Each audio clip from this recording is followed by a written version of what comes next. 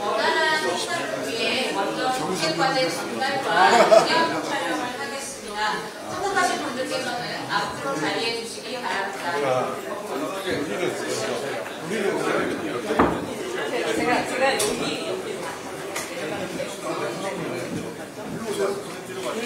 저희 뒤로 갈게요.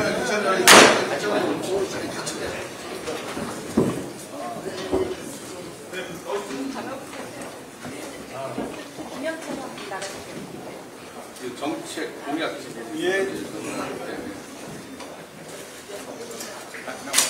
저희 과제지를 들고 다 같이 기념 촬영을 하겠습니다. 정면을 바라봐 주시기 바랍니다. 네, 전체 다 나오시면 촬영하겠습니다.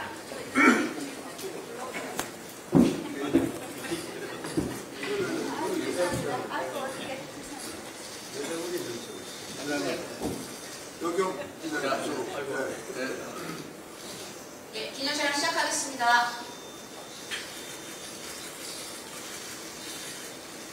저희 구호를 한번 외치겠습니다. 올해 중소기업계 슬로건이 힘내라 중소기업, 다시 뛰는 대한민국입니다. 제가 중소기업 하면 힘내자로 답해 주시기 바랍니다. 중소기업! 힘내라!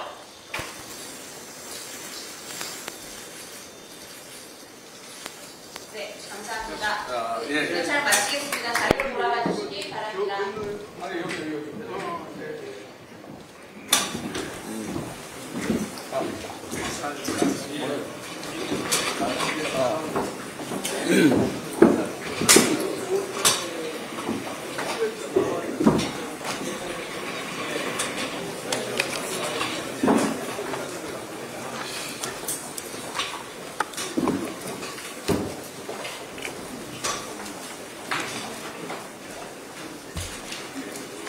지금부터 홍준표 국민의힘 대선 예비 후보님과 중소기업인 대화를 시작하겠습니다. 저는 사회를 맡은 김기영입니다. 먼저 참석자를 소개해드리겠습니다. 국민의힘 측 참석자를 소개해드리겠습니다.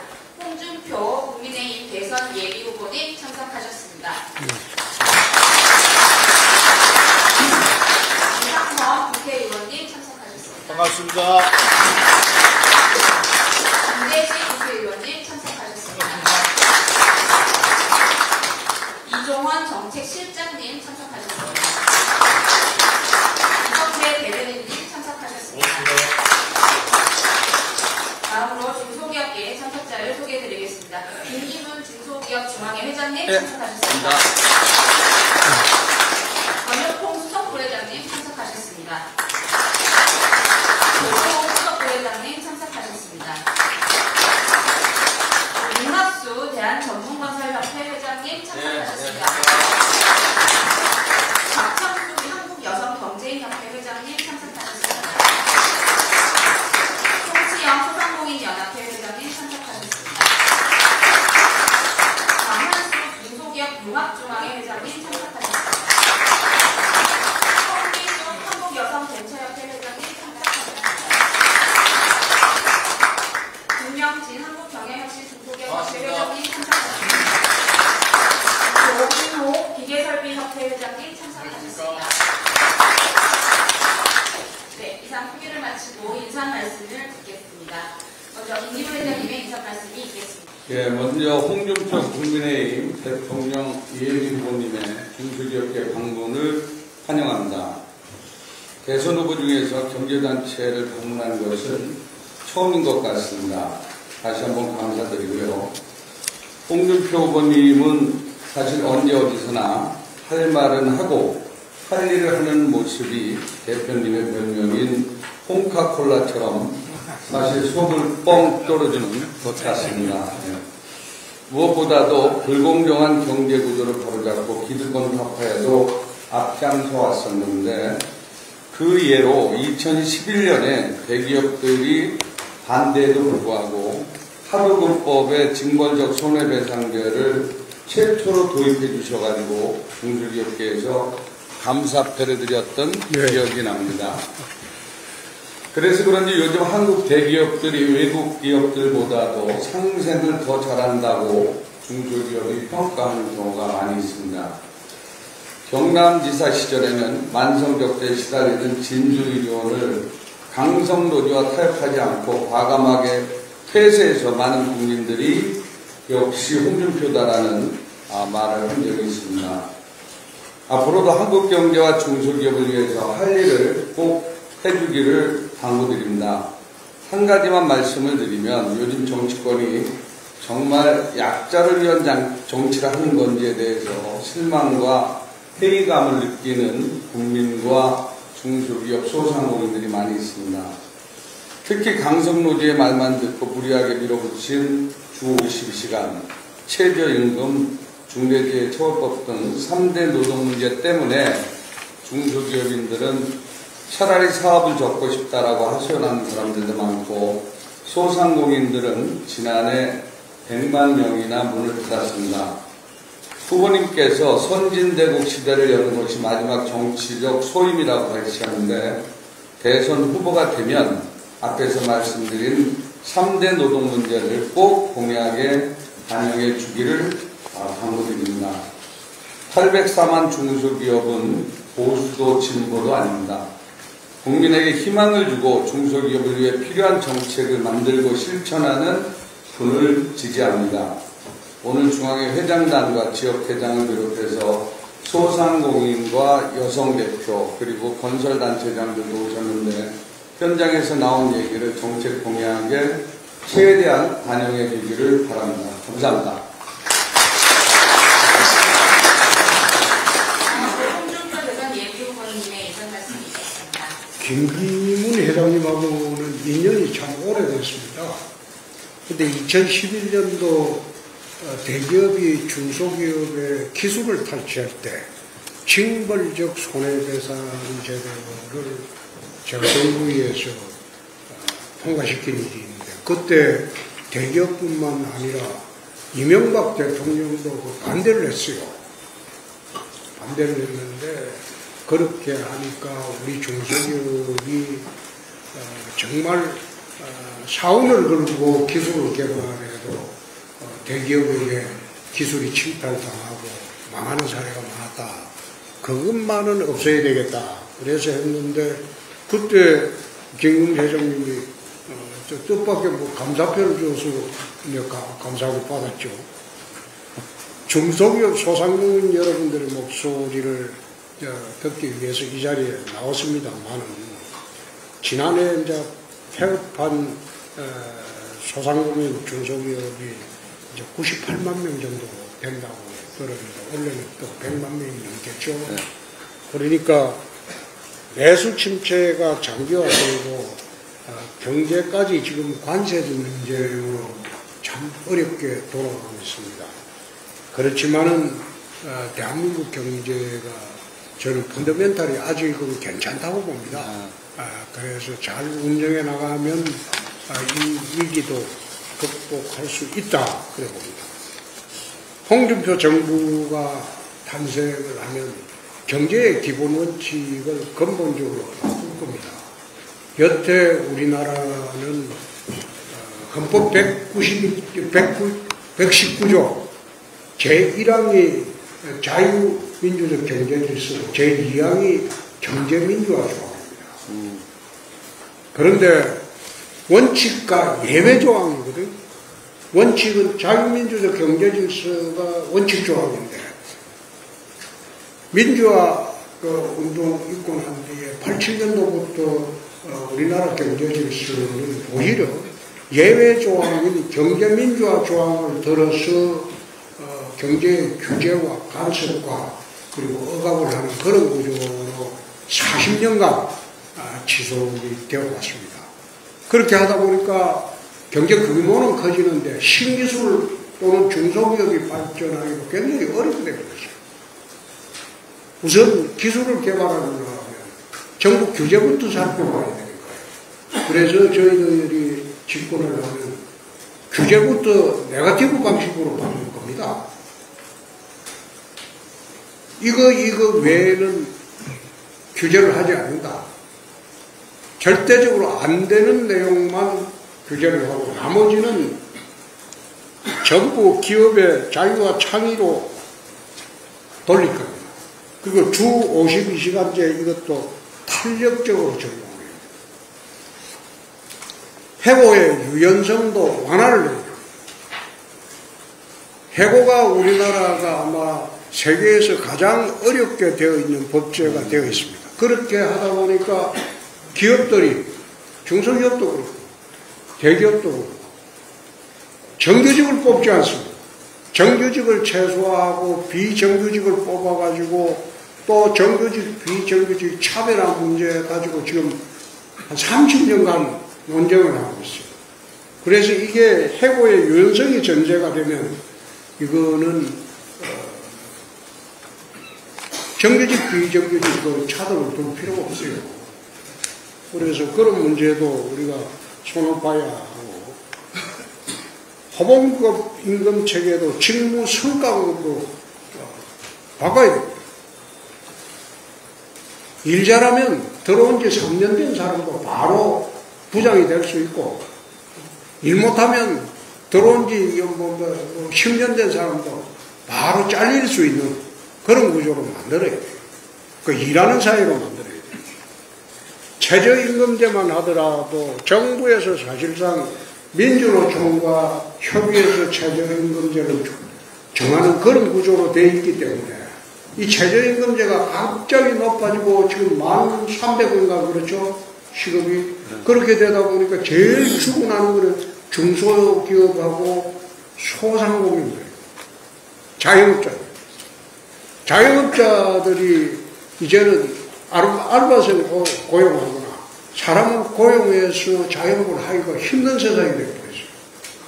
최저임금 때문에. 그러다 보니까 전 가족이 장사하러 같이 나와야 돼요. 그런 구조로 지금 전환이 되고 중소기업 같은 경우에 외국인 근로자가 대부분인데 외국인 근로자를 최저임금하고 동일하게 적용을 해버리니까 중소기업의 그 경영난이 굉장히 가중되고 있어요. 이것도 외국인 근로자도 임금을 최저임금 적용할 때는 지역별, 업종별, 내 외국인별 차등 적용하는 것을 검토를 하지 않을 수가 없다. 그리고 최저임금 구성위원회 구성도 지금처럼 하지 않고 노총이나 이런 데보다도 사실상 이해당사자, 소상공인, 중소기업인, 이해당사자들 중심으로 위원회를 구성해야지 그렇지 않고 아무런 관련 없는 대기업 노조만 주로 담당하는 민주노총이 들어가고 최저임금을 좌지우지하고 하는 것도 이건 잘못된 겁니다. 그리고 강성노조는 이건 좀 정비를 해요. 강성노조가 설치니까 우리나라 제조업이 발전이 될 수가 없어요. 지난번에 그 정부에서 작년인가요? 테슬라가 한국에 동남아 쪽으로 공장에 온다고 했을 때 정부에서 17개 광역자치단체에 테슬라 유치 신청을 다 내라고 했어요. 그래서 대구시장으로 있으면서 우리는 유치 신청서 내지 마라. 테슬라는 절대 한국에 안 들어온다. 한국에 강성노조, 금속노조가 있는데 어떻게 테슬라가 들어올 수 있겠냐? GM 망하는 거 안 봤냐? 안 들어온다. 우리는 유치 신청이 17개 자치단체 유일하게 대구에서는 유치 신청을 안 했어요. 이제 인도네시아로 갔잖아요.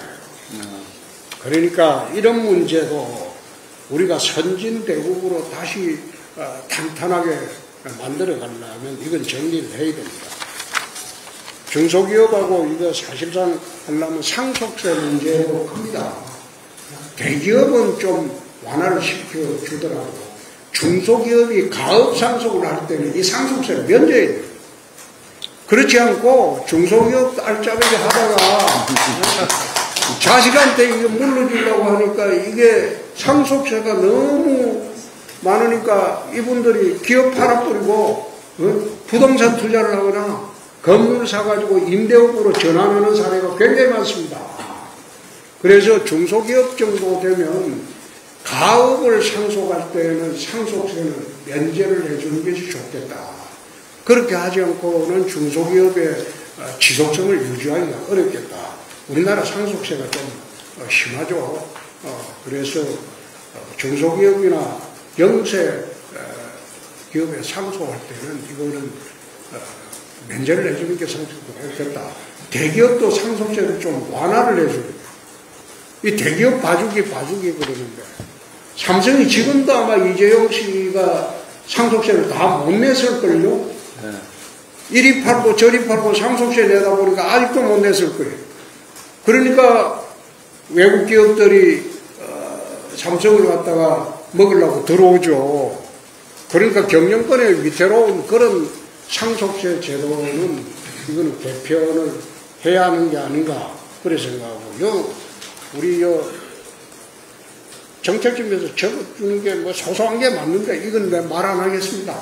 기본적으로 제 생각만 말씀드렸고 좀 나라가 좀 정상화됐으면 합니다. 87 체제 우리가 출범한 지가 거의 40년이 됐습니다. 그래서 6공화국이 이제 끝나가야 할 시점.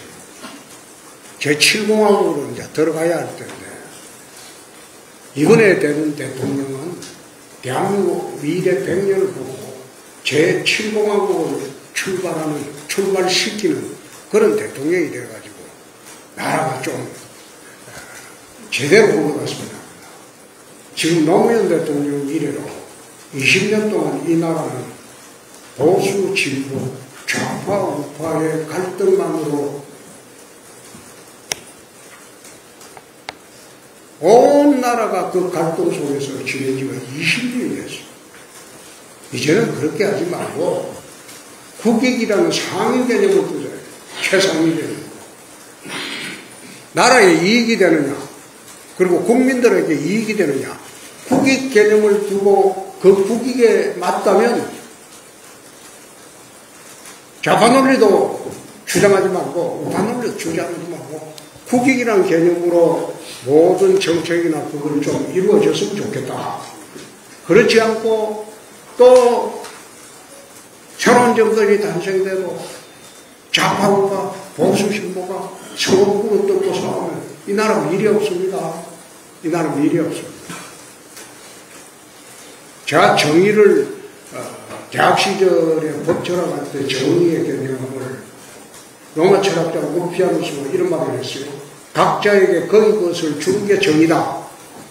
대학 시절에 그 말을 들었을 때 무슨 정의 개념이 뭐 마이클 샌델처럼 좀 보상하게 하지 않고 그 마이클 샌델은 훨씬 뒤에 이어가죠. 좀 허접하다 이런 생각을 했는데 30년 정치를 하다 보니까 그것만큼 정확한 게 없어요. 야당은 야당 몫을 주고 여당은 여당 몫을 주고 그리고 기업은 기업의 몫을 주고 노동자의 몫을 주고 노동자가 자기의 노동 생산성을 넘어서는 요구를 할 때는 그건 부당하죠. 얼마 전에 현대제철 당진에서 요구하는 것 보고 여러분도 봤지 않습니까? 당진제철하고 현대자동차하고 노동 생산성이 틀린데 똑같이 해달라. 그러니까 현대제철에서 직장 폐쇄를 해버리죠. 그러니까 자기가 가져야 하는 목, 정당한 자기 몫을 지키는 거는 그거는 비난을 할 수가 없어요. 국가가 보호해야죠. 그렇지만은 자기 몫을 넘어서는 그런 몫을 요구할 때는 그때부터 갈등이 생기고 투쟁이 생깁니다. 국가가 그런 걸 조정하는 게 국가의 역할이라고 합니다. 그래서 오늘 중소기업 중앙에 와서 중소기업 하시는 여러분들이 좀 고생하시는 현장에서 좀 미안하기도 하고 저도 정치 한 30년 하면서 미안하기도 하고 참 힘들게 견디는 모습을 보고 참 미안하게 생각합니다. 감사합니다.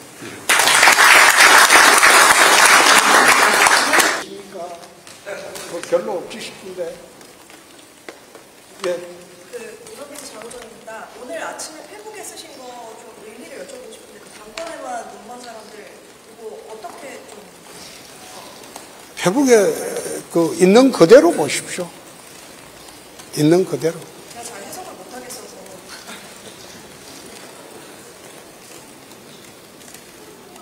페이스북을 쓸 때는 그 내가 직접 씁니다. 거기에 토시 하나도 고려해서 씁니다. 2002년 노무현 대선하고 2007년 정동영 대선하고 여러분 검색해서 한번 찾아보십시오. 그걸 여러분들이 한번 찾아보시면 지금 대선이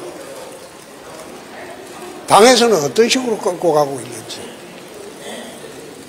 또 나는 어떤 식으로 끌고 가고 있는지 방향이 좀 틀립니다.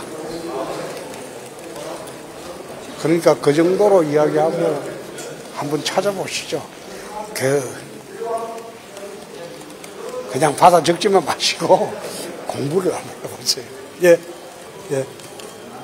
YTN 소유정입니다. 권영세 비대위원장이 정대철 회장에게 한덕수 대행 단일화 도와달라는 취지로 했다. 나 한덕수 대행 출마하면 좋습니다. 당에서 비대위원장 지금 이래 해놓고 한덕수 대행이 출마 안 하면 오히려 우리가 입장이 곤란하죠. 근데 지도부가 단일화에 개입하는 거 아니냐 이런 비판적인 시각도 나오는데 지도부가 단일화에 개입하는 거 아니냐라는 비판적 시각이 좀 있습니다. 어떻게 보시는지요? 지도부가 단일화에 개입한다고 해서 국민 경선을 하는데 그 지도부가 끼어들 여지가 있습니까? 지금 이렇게까지 판을 만들어 놔놓고 한덕수 대행이 출마 안 하면 이상한 판이 되는 거죠. 그렇지 않습니까? 지도부가 단일화 대행에 끼어들어 본들 지도부에 무슨 권한이 있습니까? 단일화하면 빤하잖아요.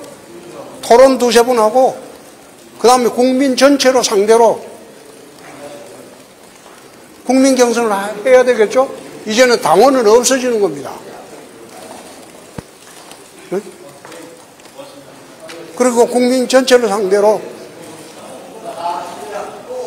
거기서 역선택 방지고 뭐고 그런 조항 없이 있는 그대로 경선하는 거예요. 그게 2002년도 노무현 대통령 경선 방식이었어요. 그렇게 해서 후보 정해가지고 이긴 사람이 이재명 후보하고 대결하게 되면 그때 되면 아마 판이 꽉 짜릴 겁니다. 내가 썼잖아요. 내가 후보가 되지 않더라도 상관없다. 중범죄자가 나라를 다스리는 일은 없어야 한다. 됐습니까 이제? 그 정도 하면 됐죠? 예? 아니, 뭘 자꾸 손드노? 나 바쁜데. 내일 후보 2명 예? 출연하는데 사실을 더 어떻게 되고 있는지 어디시죠? 뭐? 유시스 기자시죠? 뭐? 내일 지금 이제 후보 2명 결선이 나오지 않겠습니까? 결과가 현재 판세 어떻게 보고 계신지요? 난 몰라요. 깜깜이야. 깜깜이 생각해요. 자, 또. 자, 아까 이 기자.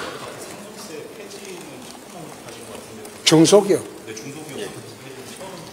중소기업 같은 경우에는 상속세를 폐지하는 게 맞겠죠? 그렇게 해서 가업 상속을 하게 해줘야 돼요.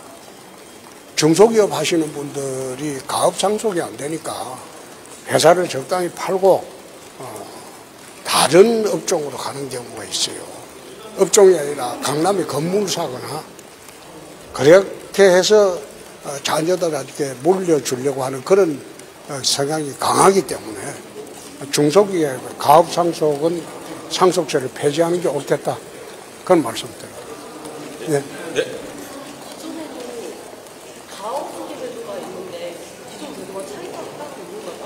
기존에 있는 가업 승계 제도와 어떤 차이가 있다고 봐야 할까요? 가업 승계하면 상속세가 폐지됩니까? 안 되죠? 그거는 또. 최저임금 말도에서 하셨는데요. 최저임금 외국에 대해서 차등적으로 필요하다. 최저임금에 대해서 외국인 차등 적용이 필요하다고 언급하셨었습니다. 그렇습니다. 예. 근데 그게 ILO 조약에 준돼 있잖아요. 고용 및 직업관계 산업의 가장 합의 기준이 있는데 이 기준을 철회하기까지 검토하시겠다는 말씀이십니까? ILO 철회까지 검토하시는 건지, 지금 현재 있는 기준, 외국인에게 차등 적용하고 있는 현재 나와 있는 기준, 아예 철회까지 고려하고 계신 겁니다. 아니 철회인지 모르지만 그런데 그거 권고사항 아닙니까? 강제사항입니까?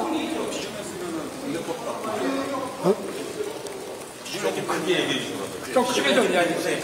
국내법과 같은 필요가 없는 걸로 알고 비준을 했기 때문에 국내법과 같은 효력이 적용된다고 그건 검토 한번 해보겠습니다. 예. 자, 다음. 아이 그만합시다. 그만합시다. 예. 이창희 교수 마지막 날인데 특별히 중기중앙에 방문하신 배경이 있을까요? 중요한 점은 예,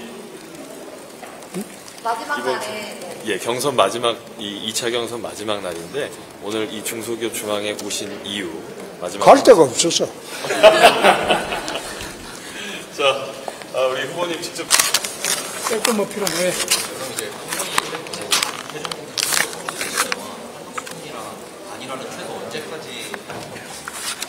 최종 후보로 선정이 되면은 한덕수 총리, 그 다음에 이준석 개혁신당 후보, 모든 후보, 심지어는 뭐 이낙연까지 전체를 통틀어서 원샷으로 가야 이 어려운 선거를 헤쳐나갈 수 있다.